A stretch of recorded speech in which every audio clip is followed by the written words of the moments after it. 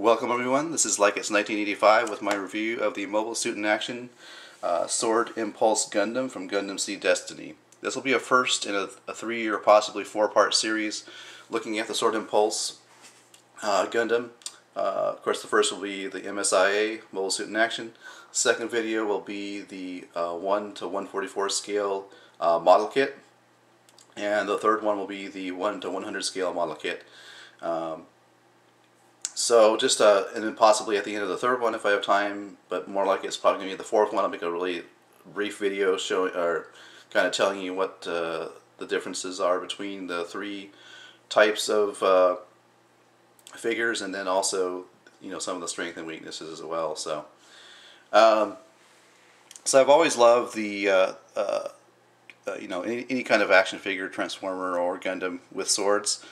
This guy has 2 of them. They're referred to as the Excalibur anti-ship swords. Yes, that's right, they can take apart ships and cleave them in half. Nice. So, what we'll do in this video is to take a quick look at the articulation. For those of you who may not be familiar with Mobile Suit in Action articulation, you'll get an idea of how that works. So for now, I'm going to go ahead and take off his backpack, which has the beam boomerangs, but we'll get in that later. And I guess we'll go ahead and take out his swords for now.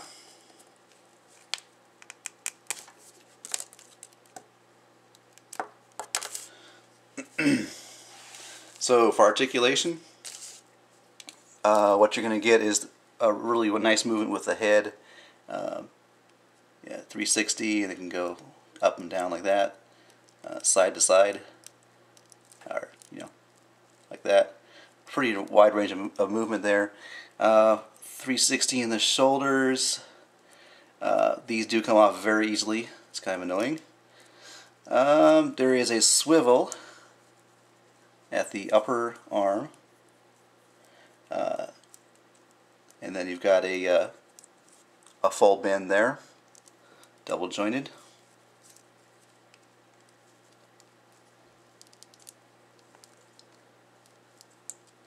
Now, as far as the wrists go, of course these pop out. You get movement with those, but you get 2 of these sword holding hands, and then you get 2 closed fists, which are interchangeable. Waist articulation, pretty free movement left to right there, and if you force it looks like you can go 360. A little bit of movement like that. Doesn't really stay, you kind of have to force it down there, but nonetheless it's there. Hip articulation can go back about, the leg can go back about like that, but it's going to be hampered by this back skirt, which is pretty inflexible. Whereas in the front, you can go kind of far because that's more flexible, especially if you hold it like that. You can go like that. So as far as out like that, go like about that far. There is no upper swivel in the upper thigh, but there is a double jointed bend there. Very nice. Probably go a little farther if it wasn't hampered by this back piece there. And then finally we get to the ankle articulation, like that, and a little bit of side-to-side action there. So the accessories, which he has quite a few of them. Let's start out with the most annoying. They have these, I think they call them armor. They're armor-piercing daggers. The problem I have with them, it's a love-hate relationship. They're so freaking small that they're hard to keep track of sometimes, and they when they fit in the hand, they don't. I don't know. They just don't seem like they're that well to. You can see there. It's kind of small, I think. They do fit in these pouches, which on the side, and they can fit in right there. Very nice feature. The nice thing about these Mobile Suit in Action is they do pack a lot of features in, but like these daggers are, it's like I said, it's a love-hate relationship. I like the fact that they included the detail, but it's annoying. They get lost easily. It's the shield. This is the shield in its fully extended form. You can see there it has these these side fins here. These pop in, and you can reconfigure the shield so that it's just a normal shield. And actually, I think I got that wrong. It was supposed to be down like this. Anyways, I just reversed the pieces when I wasn't supposed to, but basically you get the idea. It just comes together like that, and it can extend out for extra protection. So it's got a peg where it pegs into the arm, and a handle for him to hold if you so desire. I don't typically use the handle because he is usually having both hands holding the sword, so I don't bother with that. So on the back here, you've got the core splendor. The idea, real quickly, with this is this contains the pilot, and if he has to eject or if he's docking with the chest flyer, he can do so with this neat little fighter. It folds out like this, and you can see again, it's a very nice detail that they didn't necessarily have to do. So he's got that, and that just, like I say, it fits in his back and folds up. We'll go ahead and put it back there, otherwise he has this hollow cavity in his chest. So let's go ahead and fold that back in there. So we get to this backpack here. It plugs into the back. I had it in there at the beginning of the review. These pieces are actually handles for beam boomerangs. So you have two of these clear translucent pink plastic, and you should be able to plug them in there, and you're ready for some boomerang action. So that's nice.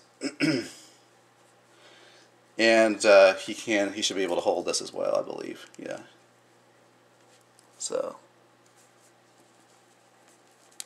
or probably that's incorrect. If you're going to throw a boomerang, it'd be like this with the red handle in his hand, like so. Yeah, kind of large for him, but it's pretty cool to have that feature. Gives him another option for attack. Let's see. Then this should reconfigure into the flyer, which will fly in the his weapon pack. It's called a silhouette pack. As into battle as he needs it. So this should convert. It includes this this flyer here, very nicely detailed, soft plastic. This plugs into the back. There's a little trick. You got to get this piece plastic lip, black lip underneath the red, kind of sandwiched down like that, and that's pretty much what it is. And then the swords are supposed to attach to these gray pieces on the side here.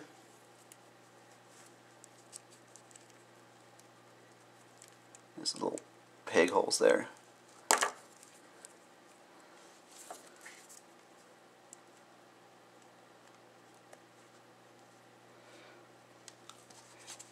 This piece goes on here, I believe, but it's, see, this is this part is supposed to peg onto this thing right here. It doesn't always stay, but the effect is that basically that's the effect. This thing flies in, the swords, two Excalibur swords, and then it flies out back to base, but allows the Gundam to receive his weapons. So yeah, pretty cool. I don't usually display the figure like that. And save the best for last. These two swords, there's tabs, you peg them in, and he has a very nice blade that would make even Darth Maul jealous, I would say. You can see how, yeah, you can see how that's going to work. That's going to be freaking big, but it's nice, I do have to say. And let's see if we can get him to hold this. So overall, the thing it doesn't include in this mobile suit in action It does not include the beam rifle, which is not a big deal as far as that goes, because this guy is meant to have melee weapons, you know, close combat, anti-ship swords, beam boomerangs. I mean, this guy's all about getting up close and personal, you know. So it doesn't include the blaster. The blaster, or the beam rifle, it does come with, I believe, for sure the 1/100. I'll have to check on the 1/144.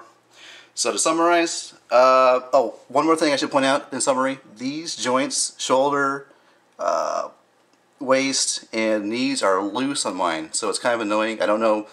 Maybe Astro GM0079 could tell me whether his is loose as well. All right, I'm done. Catch you later. Bye.